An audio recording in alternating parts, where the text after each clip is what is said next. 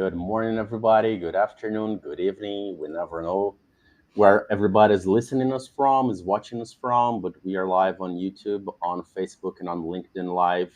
I'm Rafael Gonçalves. I'm the communications coordinator at KoreTalkX, and today I have a very, very special co-host with me for our Core Talks. We are talking with Jeffrey Finkel. He is the CEO of the Arcview Group. Jeffrey, I'm very happy to have you here. I'm thrilled. I'm sure this is going to be a great opportunity to get to know a little bit more about your work and about you and why you do what you do. So please, the stage is yours. Introduce yourself. Tell us a little bit about you. Welcome. Thank you, Raphael. Happy to be here. Thank you for the opportunity to be on your stage. Um, so I'm Jeff Finkel, CEO of the Arcview Group. Perhaps it's best for me to kind of walk you through what the Arcview Group is and sort of how we've evolved over the years. Um, the Arcview Group is a investment and event producer for the cannabis industry. Um, Arcview was founded in 2010 by two gentlemen who were very early advocates of the cannabis industry, a gentleman named Troy Dayton and Steve D'Angelo. Steve D'Angelo is a very well-known figure in the cannabis industry. He's really thought to be the father of the legal movement. And Troy and Steve in 2010, really through the lens of advocacy and a desire to free the plant of illegal restriction, started the Arcview Group, but I think quickly realized that in order to move the industry along, they had to nurture the economic growth of the industry.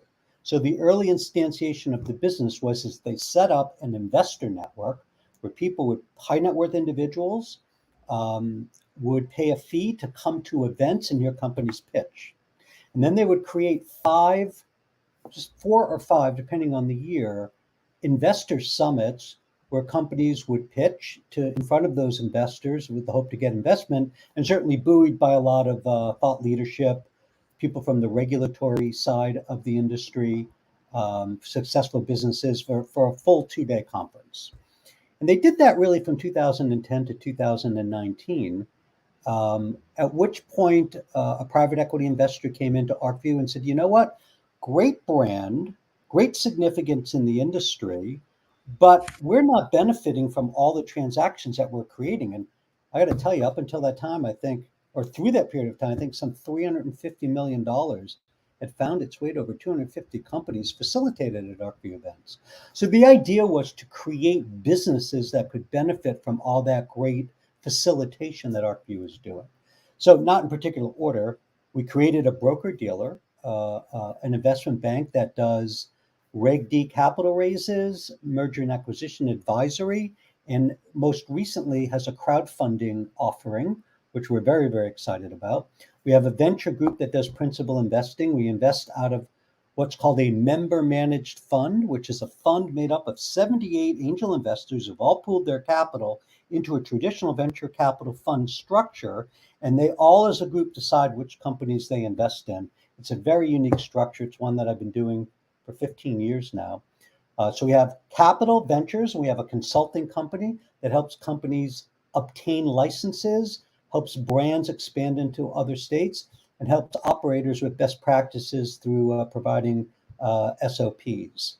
And more recently, we took our event production business out of Arcview proper and set it into a JV with a private equity funded event producer, so that they can produce those events under license with their great infrastructure at costs and scale that we wouldn't have been able to do internally. So today, in summary, Arcview is a holding company with significant interests in 4 business units that sit underneath it, that benefit from each other, essentially.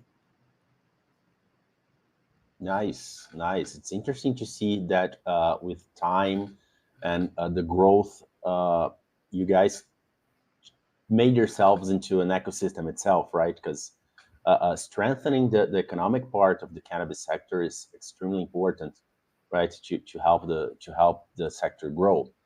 That's very nice to know. That's very nice. Thank you for that. But So, tell me, Jeffrey, 2022, we're in December, we're in the first day of December, the first day of the last month of the year.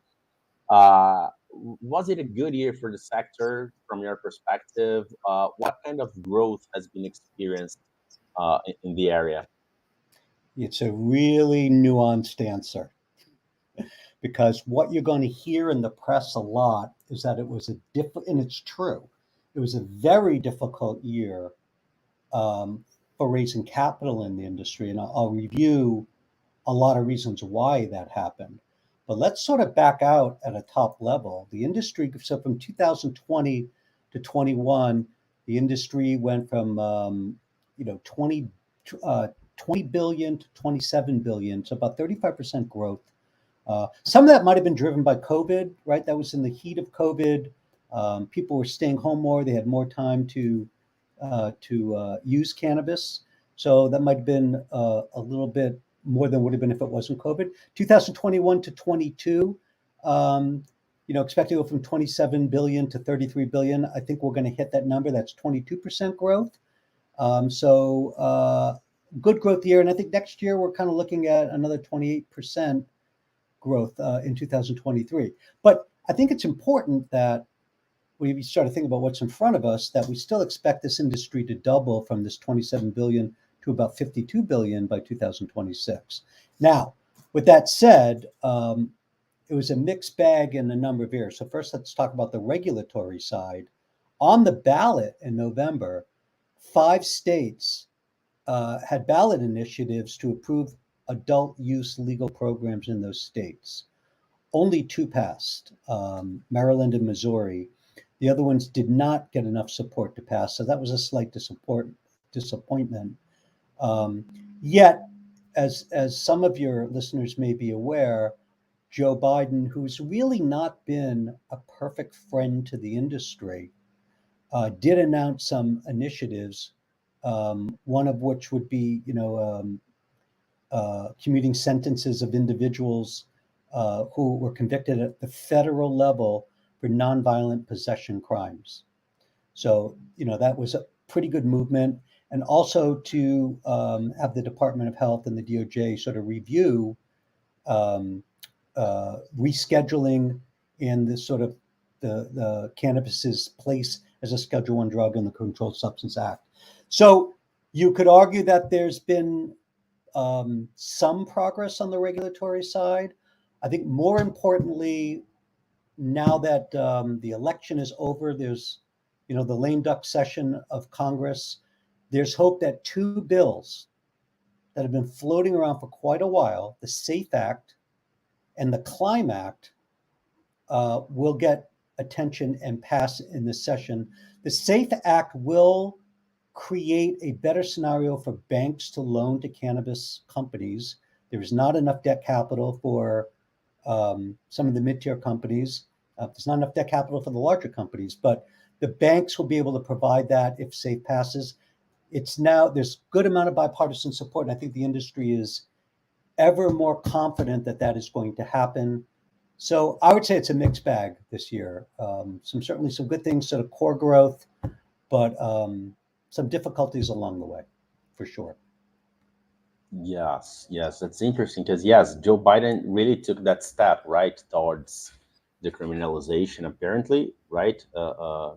It is important to say that individuals that right with nonviolent possession uh, don't have they are not they don't have a criminal record anymore, right? You just mentioned that only two states passed, Maryland and Missouri, right? Yeah. Yeah, only two states out of five.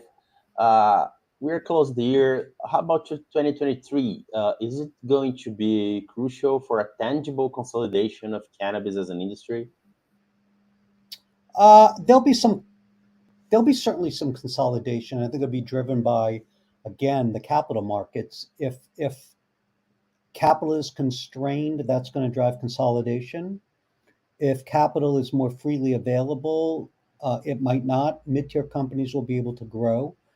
Um, I think SAFE, like I said, if SAFE passes, it's going to improve access to capital. I think that that's going to hold back sort of distress consolidation. Um, so I don't think so. I mean, there'll be some consolidation, but I'm a little bit more optimistic than many in the industry. I don't think. I think this industry's been super resilient with a lot of, difficulties and hills to climb, and I think it's going to thrive. I would say, a lot will also depend on the macro environment. The general economy improves, and store purchases don't decline too much. I think the industry is going to be fine. So there'll be some consolidation, but I don't think there's going to be sort of Hmm. that wave of distress consolidation in 23. Hmm. Hmm. Yes, you said you were optimistic about the industry being resilient, and when we look at the numbers, we have to be optimistic because we have a growth. We had a growth from 20 to 27 billion, from 27 to 33 billion. Uh, we have more than 50% in 2 years, right? Because from 20 to 33, right? So it is experiencing growth, definitely. While it struggles with federal legislation and everything, uh, uh, we can still see growth. It's tangible, right? It's not just a 1, 2%, 1, 2 billion. No, you have significant advances in growth. That's right. That's nice. That's good. That's good to see because obviously there's a market there, just like we have with alcohol, with tobacco. There's market there, and there's research. Just about adult using, but there's research on medical devices and medical compounds. It's a huge industry. We all know that. You know, just to underscore something that you said, which is very important, Yes. which is the fact that demand exists, right?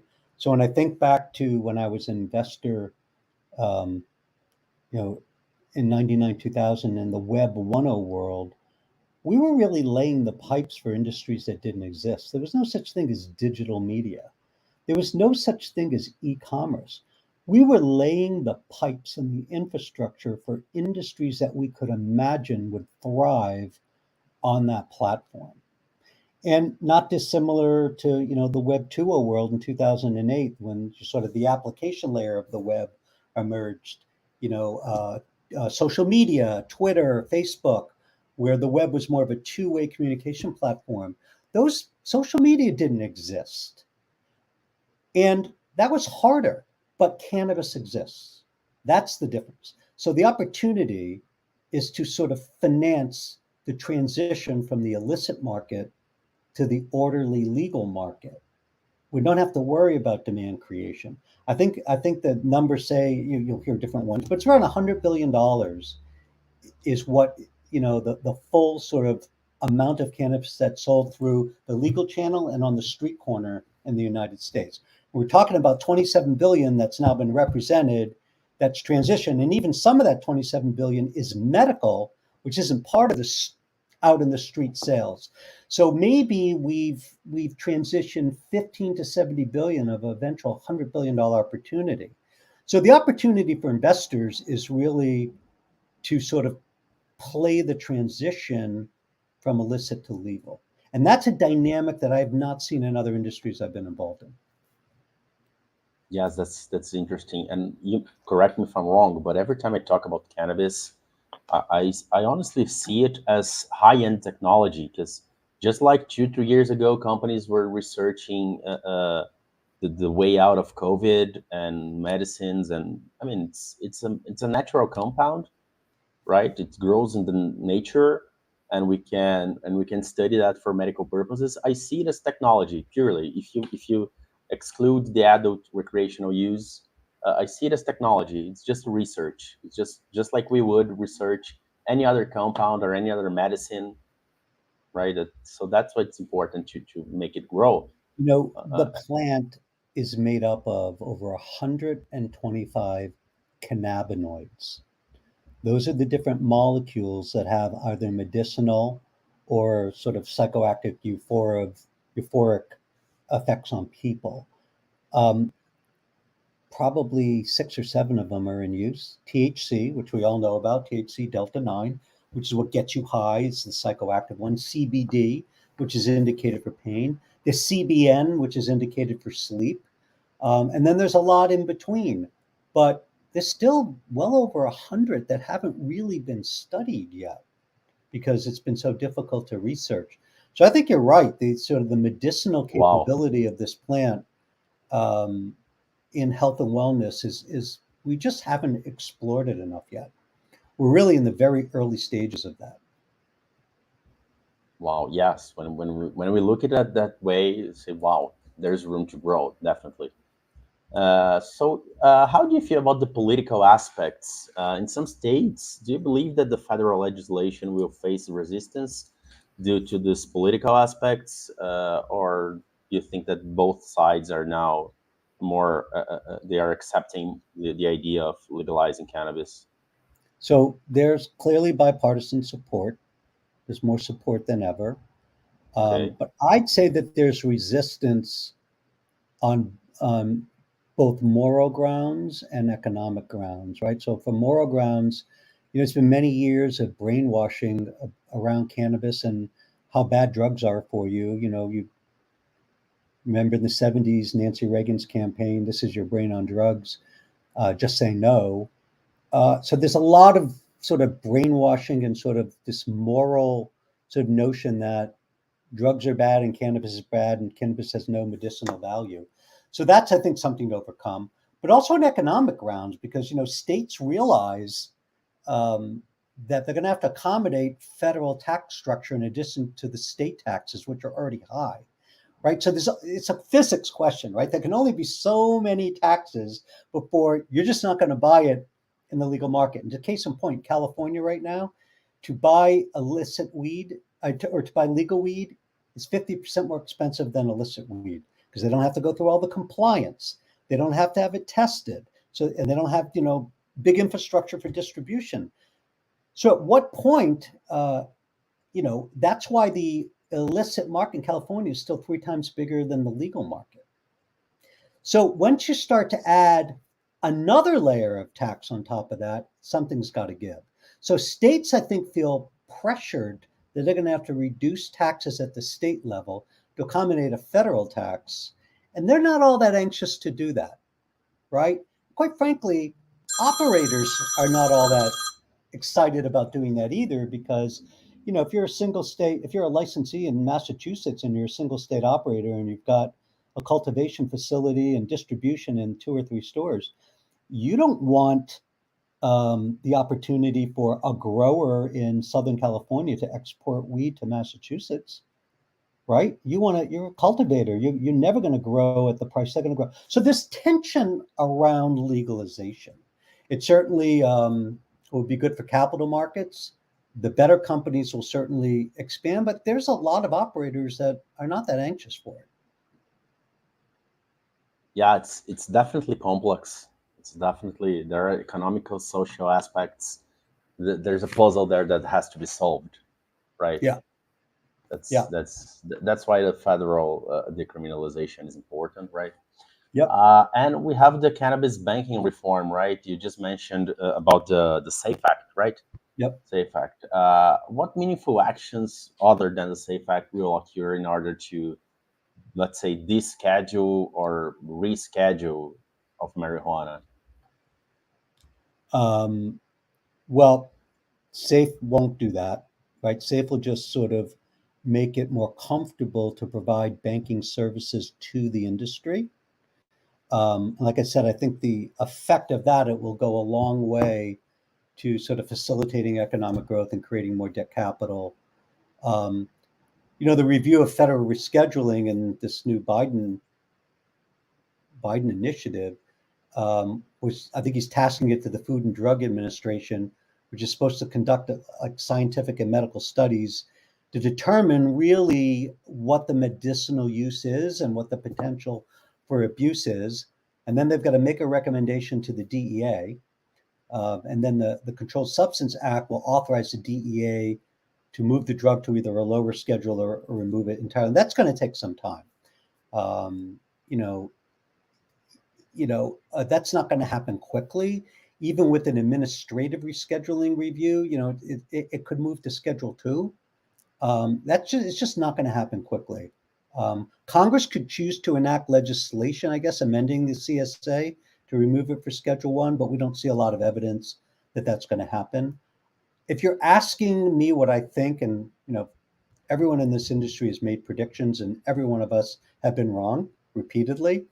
Um, you know, uh, Yeah, that's I, part of the game. That's part of the yeah, game.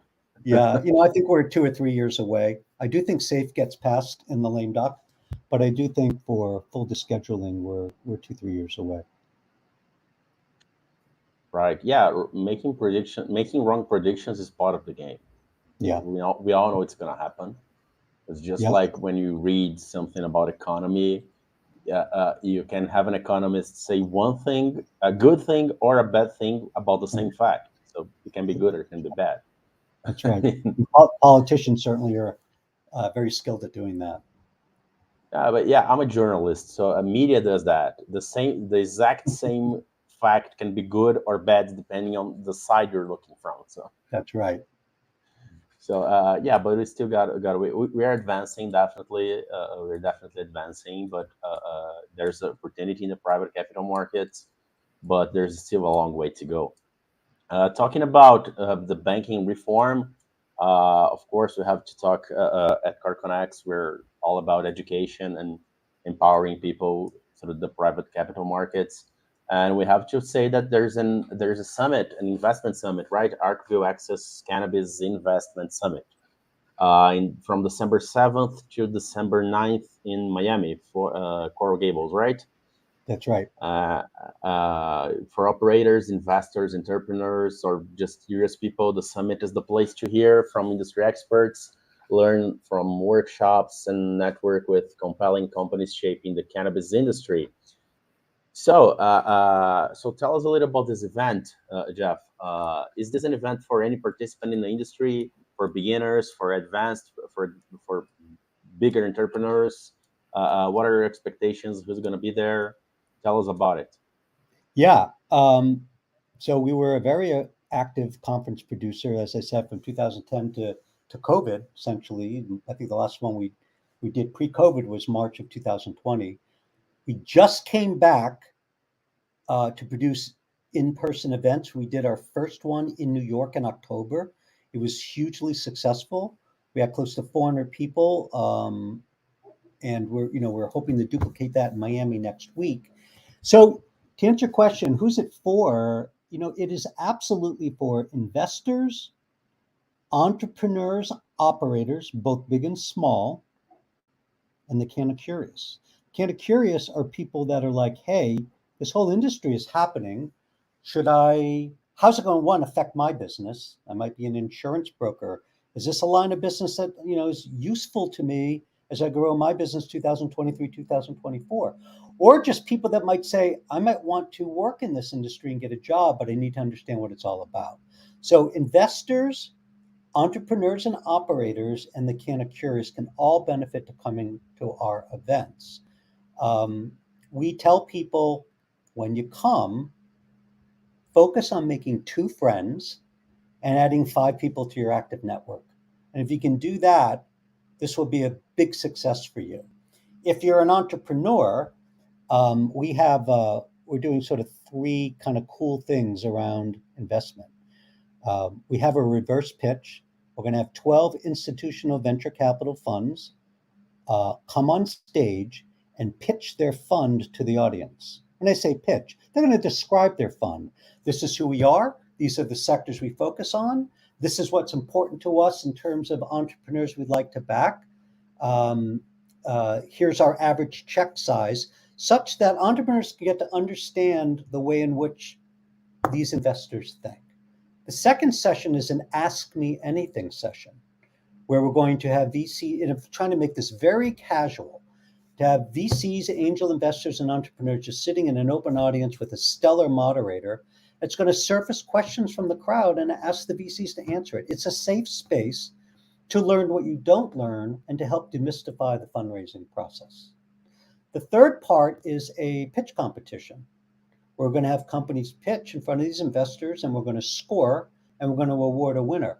And that's good for entrepreneurs. One, it's just good for the pitching companies to be in front of VCs and get the questions and the feedback. It's also good for aspiring entrepreneurs to watch the Q&A and to see what, again, is important to investors when they're actually listening to a company and vetting a current deal. So that part's really interesting. We're also going to hear from two of the largest operators in the Southeast. Kim Rivers from TrueLeaf is going to be on our stage, and they're making a push to open up operations in the Southeast states. And we're going to hear about her plans. We have Toy Hutchinson, who's the CEO of the Marijuana Policy Project. She's going to talk about all the legal initiatives that are happening. And we've got a lot of other speakers and a lot of other surprises planned. So it's going to be a great event. It's really for anybody. And I think anybody that's interested in the regulatory or the business side of cannabis will benefit from coming. Yeah, that's interesting. I like what you said about the kind of curious, because yeah, you have insurance brokers, you have people that might want to work the industry. Wow, how can my services, marketing services, right? You Yep. never know. You have to understand where the industry is at in order to be able to work with it. That's interesting. That's an interesting way to say it. And we, of course, we have Oscar Joffrey, our CEO. It's going to be there on We're the excited 9th, to I have guess. them. Yep. Yes, on the Raise Capital Better keynote. And if you haven't had the chance to watch Oscar on stage, please do, because it's great to hear him speak and to hear We how hear he he's very special. explains. Yeah, he's a very good he's very good for inspiring people, and he has a lot of experience, and he's great on stage. So I believe everybody will love that. So what highlight would you give for a company that has just started in this business? Just started a cannabis business. What highlights would you give for a company coming to the Arcview Access Cannabis Investment Summit? Well, if you're just starting a business, like I said, those 3 investor sessions are hugely valuable because you can read a lot about the regulatory side. You can read a lot about what's happening in each state on the web, but you can't watch investors vetting companies in an open forum. You can't meet 12 VCs. You can't hear or participate in an Ask Me Anything session where you're going to get answers from the experts, in real time. Yeah, So this Ask Me Anything opportunity. I think this is one of the best, right? Because ask me anything, literally anything, right? now they might not answer everything, but you can ask them everything. Yeah. But If there's a they'll, question, if there's an unanswered they'll answer question, maybe anything. it's even better, because there's an opportunity for you, right? That's right. Yeah. So Yeah, no, unanswered those are question. great sessions. We did it in New York, and it was just really successful. People got a lot of value out of it. Yes, that's very nice. That's very nice to know. We're very excited to have Oscar there. We're very excited to be partnering with Arcview, and it's definitely we have a lot of work to do. We still have a long way to go in the cannabis sector, and we'll be together in this growth. Jeff, I really think we have reached our half an hour limit here. We don't want to. I believe we could go on for at least an hour, but I don't want to. I don't want to take more time in your agenda. Thank you. Thanks a lot for coming. So, if you want to say your final goodbyes, invite people to follow your LinkedIn page, your profiles. Please feel free. The stage is yours. Yeah, website arcviewgroup.com. Just put Arcview Group in your Instagram search screen or LinkedIn. Follow us. Um, if you follow back, you're going to see a great compilation video from our New York event. You can get a sense for the feel of that was. One of the things I'm very proud of the New York event was the diversity that we had in the room. Cannabis is a little bit more than just an economic opportunity. It's really a social mission. And many states in their programs, particularly in New York, are really trying to embrace legacy operators, people of color, and women to have prominent roles in the industry. And I think our event went a long way in sort of facilitating and showcasing and making available the diversity of the industry. And I think you'll see that in the video. But that'll give you a good flavor for what the event is about. And yeah, please follow us on social. We're pretty active posters, and we have some good content up there. Okay, that was great. Thank you, Jeffrey, and thank you everybody for watching us, for listening us. Please follow the KoreConnect pages on Instagram, on Facebook, on LinkedIn, and our channel on YouTube. We're here on a biweekly basis, talking with people from the capital market, with big companies, for partners. Thank you all for watching, and see you next week, maybe the other week. Thank you, Jeff. Hope to see you in Miami. See you. Thank you, Raphael.